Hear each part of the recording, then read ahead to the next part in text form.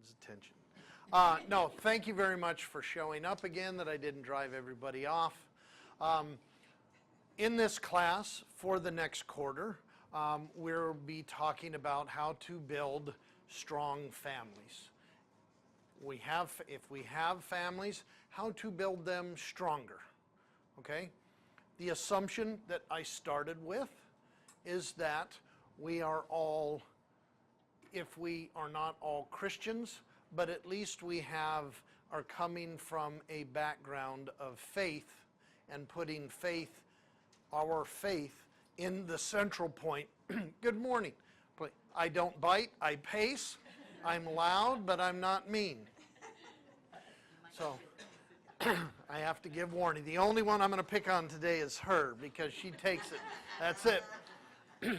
But this quarter is about building stronger families, and starting from the aspect of is that we have put our belief and our faith at the center core of who we are. If we have not done that, we should, and I'm going to tell you, you need to do that. Because what is the thing that we try to be in marriage? Is equally yoked. Just because we're equally yoked, that means we're the image of two oxen pulling on a plow. That means that we're both talking the same language. That when we say, I'm going to honor only you as my spouse, we're not talking to somebody who wants to open the marriage to plural marriage, who cusses till you can't even have paint on the wall because the paint's going to come off with how much the other spouse cusses. You're not bound equally. We're starting from the premise that it is a good thing to be equally bound. Don't have to, but it helps. Okay? And that's what we covered last week in we are all adopted sons and daughters of the Father. We become that way, adoption, by our belief and joining with the faithful in baptism. All right, so this week I'm going to get into the topic a lot quicker than I did last time, okay, which is illustration, okay? Our families are the core and the foundation to build a better life. It just is, okay? You are not, are you guaranteed because you married a good spouse, are you guaranteed riches in this life? No, you're not. I heard one person say once, if you born poor, generally you marry poor and you stay poor most of the time, because those are economic decisions, but that doesn't mean that you're making bad, destructive choices in your life. Financially not the best, but you can still be a very strong, biblically sound family and not have earthly riches. But you have done what? Stored your riches up in heaven, to where those are the important things. Now, just because we are Christians, I asked this question last week, by show of hands, just because you became a Christian, how many people have found that they have overcome all of the bad habits that they got from their parents and how they were raised? Nope. You found out very quickly that this beautiful bride that you have argues like a junkyard dog, that she did with her father, if that's her proclivity. My daughter, my oldest daughter, Brooke, love her to death, but she will argue every single point with the same ferocity, be it how big the table is, or do you want a house or an apartment to live in? There's no differentiating the stakes in the argument. She loves to debate. That is her. That's her bent. That's what she does. And I tell her all the time, you're never going to get a husband as good as the one you have, so back off and stop. Don't. Okay. But those are the things that we have to contend with when we build our families. And unfortunately, in reality, you don't find out about the proclivities, the intentions, the bent of your spouse until you get married, right? Until all of a sudden, all the sheen is gone, your imperfections, you've outlived that, and all of a sudden, here I am, I'm not going anyplace. But why is this so important? Okay, this is the illustration, the point of reference that I want everybody to think why we're doing this class. Why is it so important that we spend a whole class talking about how to build our families better and stronger? Because it is the foundation of everything. I have a flag here, okay? What does this, actually I should hold it this way because this is the way it makes sense to you. What, you don't even have to raise your hand, but what does this flag mean when you see this flag? Support the police. Or what have you also heard it called? The blue line flag. Okay, now, this I will ask show of hands. By show of hands, who knows the origin of why this is meaningful? Who knows the story? Nobody. Actually, all of you know one of 4 very famous things that happened from this. This comes from the Crimean War in 1854. I know all of you women, your eyes just glazed over and went, oh my gosh, he's going to tell me a battle story. Yes, I am, because it makes sense. 1854, in the morning, the Russians were fighting the British, the French, and the Ottomans over the Crimean Peninsula. That there's still a war going on over there right now between Ukraine and Russia. They're fighting over the same territory. And the Russians came, attacked the Turks. I want you to imagine behind me, there's about 400-foot tall bluff, hill. Totally flat, surrounded by ocean. This is on a little peninsula. And the high point is up here.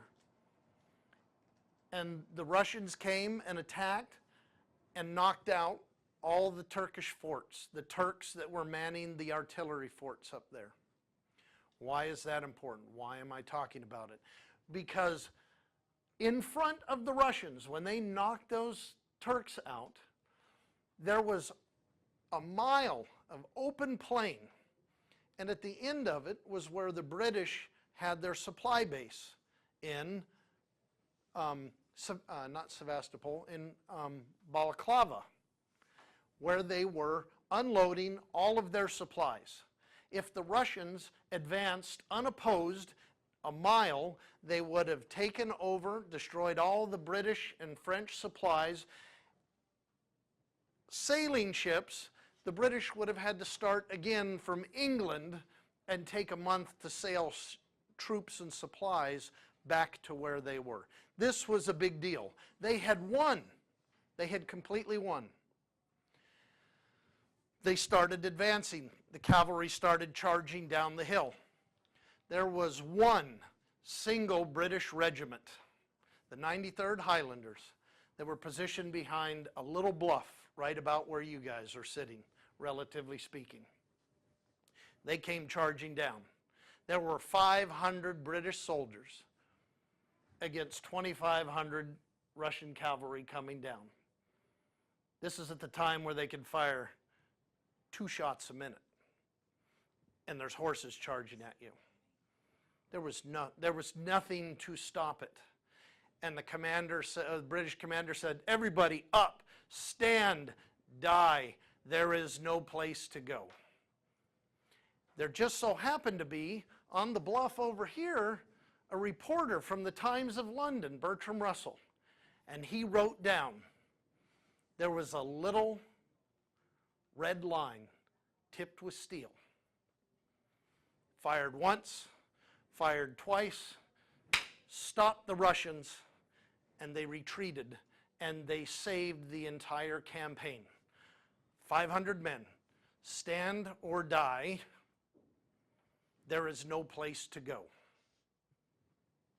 Why do I bring that up? Because this imagery right here, you don't have to know the story. None of you did. Why is this meaningful? Because this image here says to everybody, you look at it and you go, that is the line between order and chaos. Here is the line between sin and righteousness. Here is the line between. It is an image backed by history that is meaningful because it symbolizes how do we overcome this sinful world. By creating families, by standing tall when things get difficult and not going the way of the world, saying, what can my spouse give to me to make me feel better? What could they do for me? No. Can somebody answer the question for me, what is biblical marriage? What are we called to be as spouses to one another? Anybody want to venture? We're called to be in service to one another. That I don't marry my spouse. You don't marry him. She doesn't marry you. To say, what can I get out of this marriage and what can you do for me? No, I love you sacrificially, that I place your needs above mine. That when it comes to a choice between a career and a family, I choose a career. And when it comes to our spouses, saying, I want him here taking care of the family and helping me, and he goes, I have to be away doing this job, that you find a way to be sacrificial toward each other to say, I don't like you gone, but I love you and I know why you're gone and I'm going to honor your sacrifice for the family. That is what that means to us. Sacrificial love for each other is foundational to biblical marriage. That doesn't mean that you are the martyr. That does not mean that although I want to give my wife everything, that when she demands it, that I do it. That's not sacrificial love on the female part, is it? I don't know how you guys do it when you get everything, yet somehow you remain humble and loving and respectful as opposed to spoiled. I don't know how. I very rarely tell my wife no. And somehow she goes, no, I'm fine. I appreciate what you gave me. I'm thankful for, and doesn't ask more than what I can give. Okay. In the Bible, most of us have heard this before, but in the Bible, how many types of love are found in the New Testament? Does anybody want to venture to guess?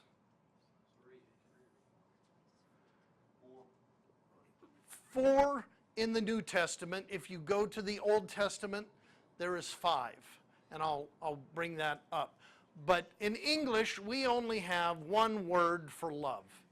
And we tell that kind of love what kind it is by the context. When I go, I love you. Does that mean that I love you like a spouse? Nobody thinks that. They go, it's a little creepy, but he loves me like a sister because we're brother and sister in Christ. Context gives us in English what love means. In Greek, they could do it very differently because they had different words. Now here's the hard one. Does anybody want to venture what are the different words in the Greek language for love? Agape. We all know agape. Great. So, hold on. I did ask for this. Sorry. Can you raise your hand so I can call on you so I only get one person saying it? We have agape. What's the other one? Phileo. Anybody else? We've got 2. Eros. That's the one found in the Old Testament, the Song of Solomon. Do we have another? Storge. Storg. I might ask you for the correct pronunciation because you've taken more college classes, but I don't know. But Storge. And there's another. What is the other? Like practical. The practical kind of caring.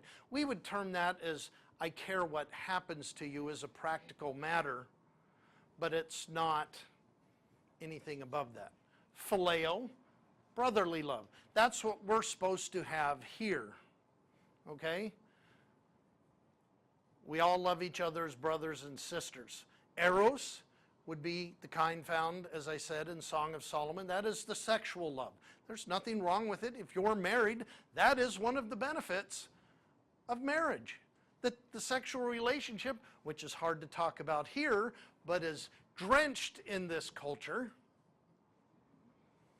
is sex is a good thing. We'll talk about that another class, not now. But the last is agape, which is what? Is a special kind of love, to where we want, phileo, the brotherly love. Storge is the type of love that is familial. The best way to describe it would be kind of the familial love. I don't always like you, but I love you, and I'm going to feed you tonight, even though you've done nothing that deserves me making dinner for you. Okay? That's kind of the practical, and praka we talked about, but the storge love is what kind of is found in the family unit to take care of each other. Okay, that sounds great. I just gave you the five types of love found in the Bible. And then we're going to go home and we're going to talk to our spouse, and then we're going to have an argument that started 3 days ago and is continuing, and we're very angry with each other, and none of the words that are coming out of our mouth are anywhere found in the New Testament that have to deal with love, right? Moving right along. Okay. Why is it harder to show love in a marital relationship? When you've been married for a length of time, you assume that the person already knows it, and it's natural to not do it. Even though you love the person, it's natural just to continue, whether you even know it or not, you're taking the other person for granted, and it's just easier to go along and remind yourself to say, I love you, and stuff like that. Sometimes That's fantastic. It's nothing bitter, it's nothing bad at all, man, it's just... Yeah. Anybody else want to venture? This is supposed to be a participation class too, not just a lecture. Please. I think it has to do with human nature. So when you're in a relationship like that, if you're doing it correctly, you're vulnerable with each other. You expose yourself. Your barriers come down, and when there's conflict, it's easier to get hurt. And so that's the struggle. When there's conflict between one commentary, and then when there's conflict between spouses, it's person that you care and love about, and therefore what they say about you is more accurate than what everybody outside the family says, and is more hurtful. Even if they're not trying to be hurtful, it is, because what they say matters. Go ahead. Yeah, I was just thinking that, after we have been together for a while and just the minutia of life, each of us have our weak moments when we don't choose to do the right thing. We don't choose to speak the right way. We don't choose to pick up whatever we need to pick up or wash whatever. So living in the same space with someone, it's really easy to start to see each other as adversaries then. It becomes a competition, or it becomes, so it gets really difficult to try to step back from that moment of just your feelings because everybody's crappy or tired or whatever, and remind yourself who we are, what we're here for, and give each other grace. You got to give each other. And what happens when the person you're married to, even if they are a Christian, what happens if they don't pick up the good parts of Christianity and they argue like a junkyard dog, and you find yourself married to a very unreasonable person. And what do you do? It's really easy if you're, Could you speak up? I'm hard of hearing and I don't wear hearing aids, so it's please. really easy to be on when you're in a public setting. But when you're at home and you let down, you're not performing. And so you tend to do things and say things that you might not otherwise because your filters are down. Mhm. Just If you find yourself, who in a public setting is the best person to be around? A narcissist. Because they're on. They're performing. Hey, how you doing? Good to see you. Aren't you great? Everything's fantastic. You're the most wonderful person ever, and I love you, and you're great. And then they get home and they turn into this vile, nasty, horrible person where you're like, wait a minute, I want that version, but I get this version. We all have it in us. Like you said, when we get tired, when we let our guard down, we all have some of that in us. Sometimes it's worse than that. I think sometimes we let the outside influences, you've had a bad day because somebody yelled at you at work or whatever, and you come home and it's like, well, he should know that I love him, so when I'm mad and I'm, throwing something or doing whatever, he should know that I love him, so why is he being so defensive? So sometimes I think we let the outside in when we shouldn't. Okay? And under the best of circumstances, there's a little thing that happened way, way back when in Genesis, where God said, I'm going to put enmity between you and the woman. Very simple, easy statement that is very easy to gloss over. What does that mean? When I am being reasonable and logical and you are not agreeing with me, and what is going on? Men and women put things together differently, come to different conclusions with the same information, and have different wants and hear different things. We just do.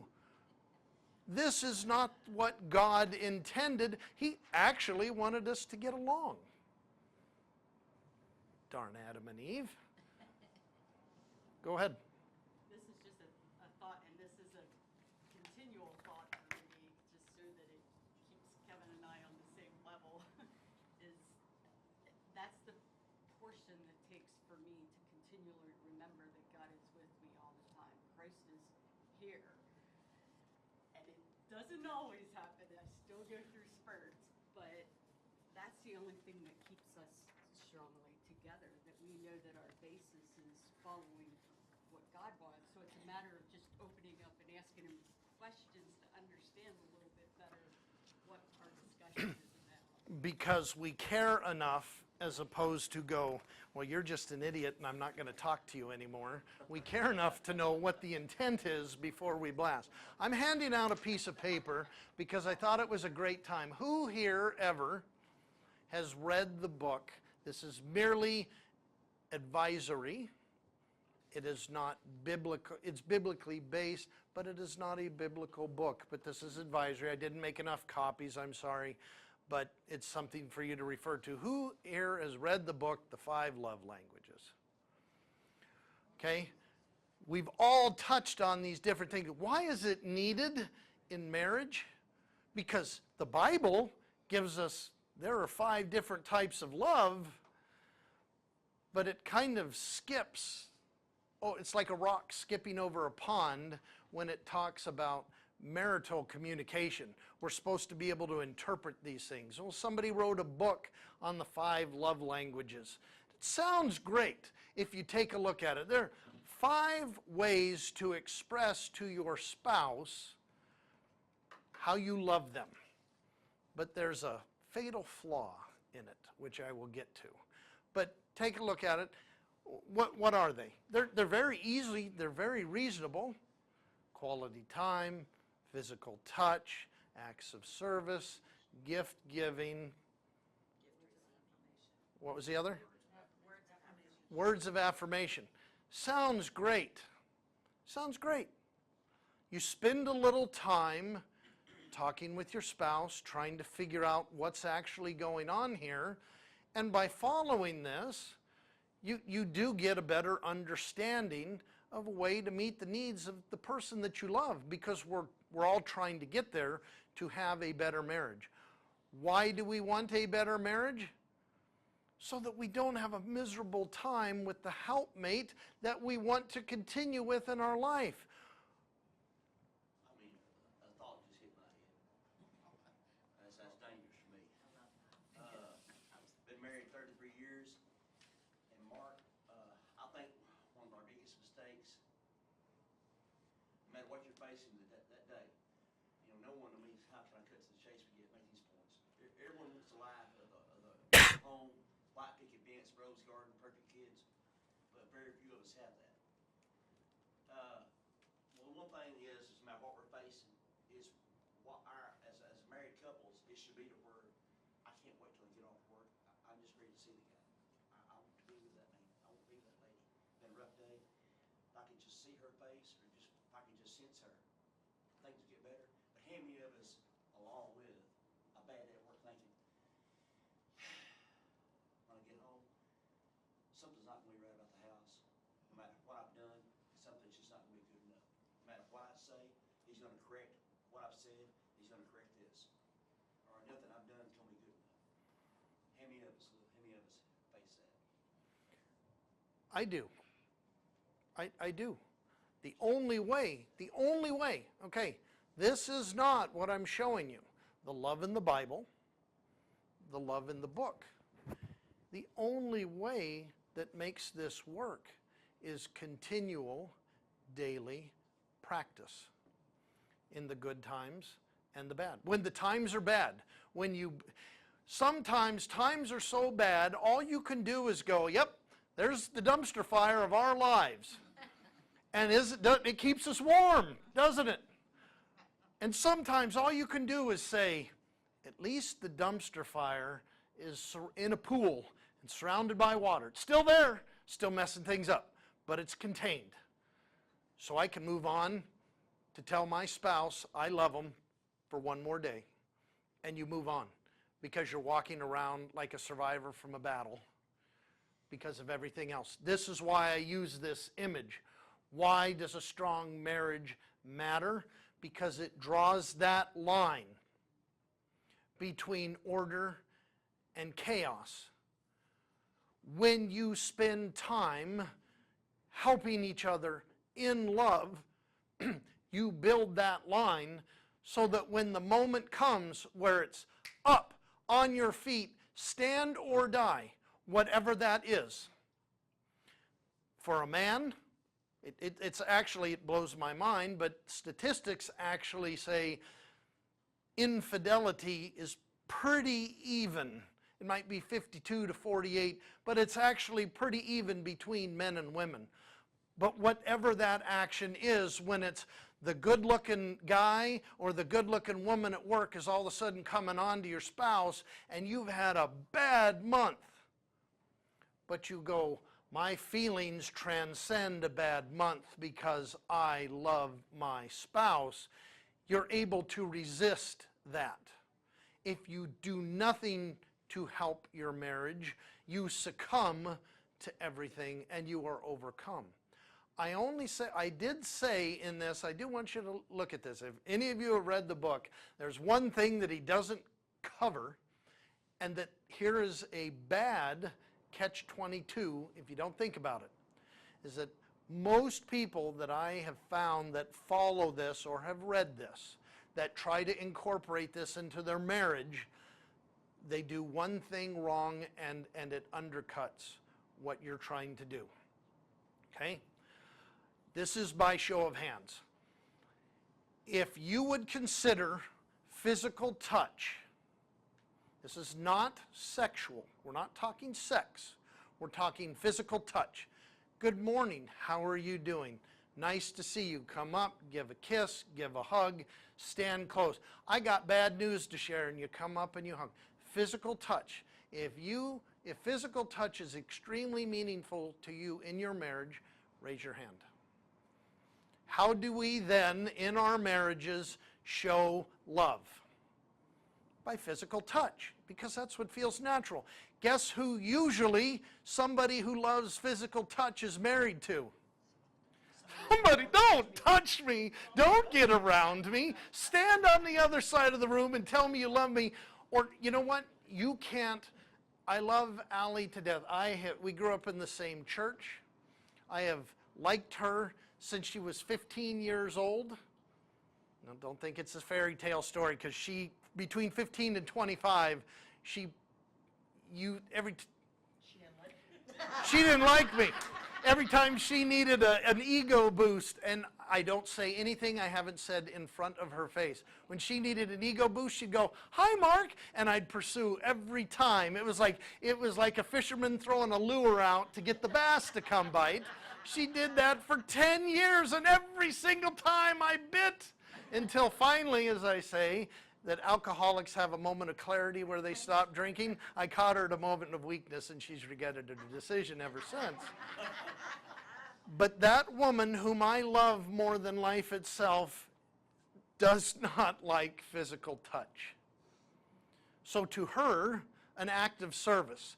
And this is where we do wrong. We act out what we want from our spouse when we try to show love, and we're doing it what's meaningful to us. You know what she wants? Go home, mow the lawn, do the dishes, help with the laundry, which I do. I just hate mowing the lawn.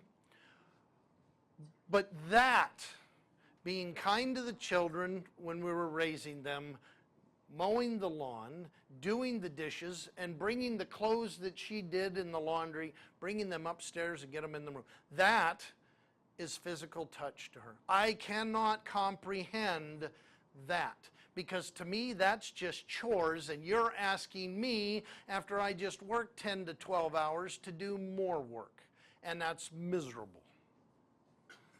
But over the course of time, I have learned, don't hug her.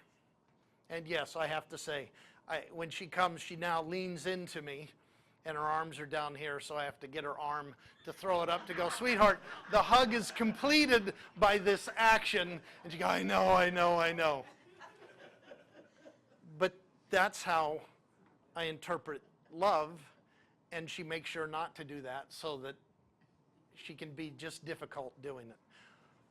But the fatal flaw in this is you actually have to talk to your spouse to say, if I'm going to do this, what is meaningful to you? Because if you're acting out gift giving, and gift giving is manipulation, because that's what Dad did to Mom when he cheated on Mom and was trying to work his way back into good graces, what did you just do? You just triggered your spouse to be on the lookout for bad behavior. You actually have to do the most horrible thing in marriage and speak to each other and say, what is meaningful to you? And you have to try to incorporate these things. And men, yet one more complexity in life. When you talk to your wife, it's not always going to be the exact same one all the time, because I'm sure this comes as a shock, women change their mind once or twice, right? And somehow you have to interpret that day what is meaningful to them. And after 29 years of marriage, I don't know what those days are and where it is, and that's all of us, right? To one degree or another. I think they're all meaningful, but whatever you don't get, that's what you're feeling the need for. Yeah. So it's kind of like, like you're saying. Yep. Like, if you never get acts of service, then you want them. If you never get touch, you want them. If you never, whatever it is, you're missing. So they're all important. They're all important. None of them are not important. But I'm not trying to sell a book. I'm trying to speak to everybody to say there are actual ways. And if you approach love intellectually, there's 1,000 books to read. If you approach it biblically, there's one book to read. And you can get all of this from reading the Bible, saying, because agape covers this. It just doesn't spell it out in minute detail. But when you have agape toward your spouse, when you have agape toward your sister that you go to church with, when they call and say, it's 8:52 at night, my tire is flat, and I'm $100 short for the grocery store, can you help me? You don't count the cost. You do because you love, and whatever that is. This is just another way of practically coming to a way between yourselves to say, how do I show meaningful love? Okay? We're running out of time because I can't be too efficient in what I say, but I drew this up here that this illustrates, okay? You touched on this. Can everybody see this? Okay. Somebody's written a whole college paper on this, but this is generally what happens to us. Whatever an idea is, a concept, act of service, gift giving, okay? You put that in here. And how do we measure things in life? Practically. Whether you realize it or not, you put all of this on a line. And we measure ideas, we measure the things by their excess and by their deficiency. When you get no act of service in your love from your spouse, suddenly the deficiency breeds an excess, does it not? When you get a good amount of it, you start staying right here, where you're not in the extremes. I will, before the end of this class, planning to talk about marriage when it doesn't go good, and how to deal with that, at least from one perspective, because I don't know everybody's story, but I'm not so naive to think that there's not. Divorce is just as common inside our churches as it is outside. So what does that say? We all have a problem bending the knee, staying humble, humbling ourselves in the right time to say, I love you more than I love this argument. And I say it that way because I had to do that once in my marriage. I literally had to go, we are not going to come to an agreement, and it's getting nasty. Do I want to be right? It's not trite. Do I want to be right, or do I want to make my wife happy? And it was like a blinding light. It was Saul on his way to Damascus. Boom! Wow! Get over yourself, Mark. And humble yourself to say, I am married to you in the good times and the bad. If you've ever had to deal with infidelity in your marriage, you know. If you haven't had to deal with it, I'm going to say that we probably all know somebody who's dealt with it. Is that not a difficult thing? Because you have the act, you have the intense feelings of betrayal, and then what are you left with? A lack of trust, a lack of intimacy, a burning anger if you were the one that was cheated on. And then if you were the cheater, you also have, well, I did that 5 years ago. Forgive me.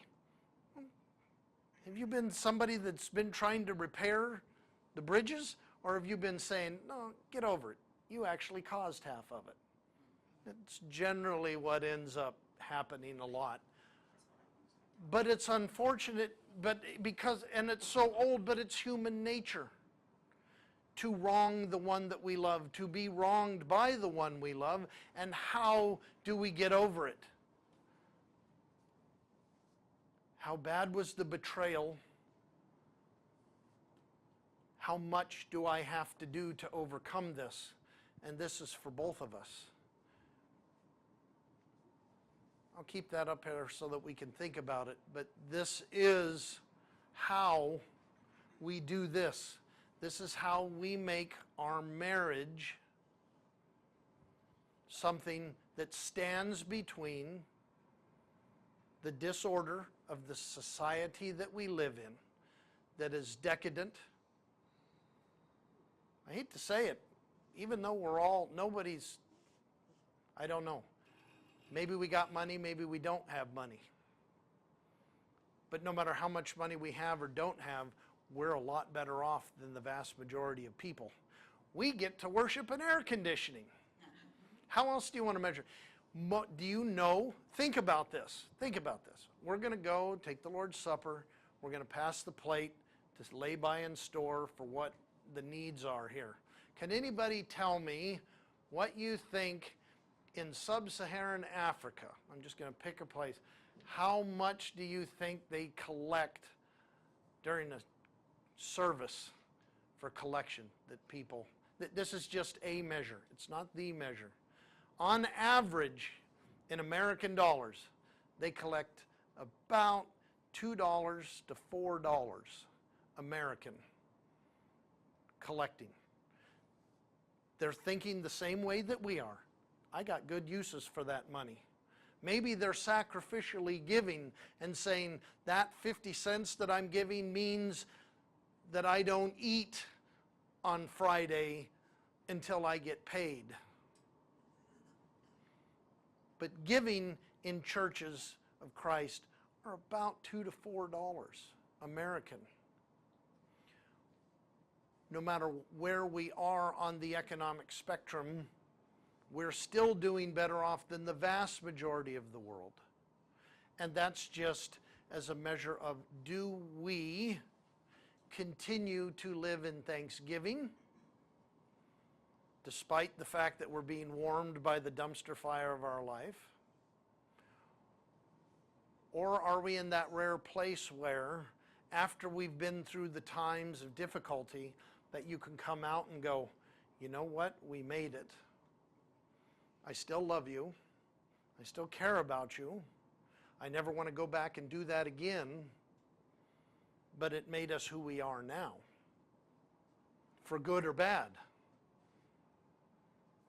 The only way to get there, the only way is to strengthen our marriages, not just in the good time, but in the bad time. Because sometimes, men, when we're at work and we're approached by that good-looking woman, you didn't realize that the day you got up and you're going to be battling with your worst self. Sometimes women, you do the same thing. Sometimes women, you go, I want the bathroom to be redone, and my husband not going to work 80 hours a week because he works 60 hours a week is the reason I'm not happy. Because we all do it, whatever that is. Pick and choose the idea. It's the attitude behind. If we do not spend this time thinking about how to communicate with each other, you never know when the moment is up. Now is the time, stand or die. You didn't realize you were being tested. Now is the time. Here is the line. You cannot move. You persevere, or things will never be the same. That's why I use this. It is a stark image. You all survived an analogy that involved a battle from 150 years ago. You all survived it. But it's meaningful because its image transcends time, transcends culture, because the image works. We have to work on our families in order to strengthen them for the tough times. All right? The other buzzer is going to ring. Next time, I'm going to prepare about 5 questions that I'm going to ask everybody to encourage more participation than I got today, because today was a bit more lecture than I wanted to. But thank you for your attention. Don't leave this classroom and not practice making your marriage stronger. That doesn't mean you got to like your spouse this week. That just means you got to try to reach them once or twice.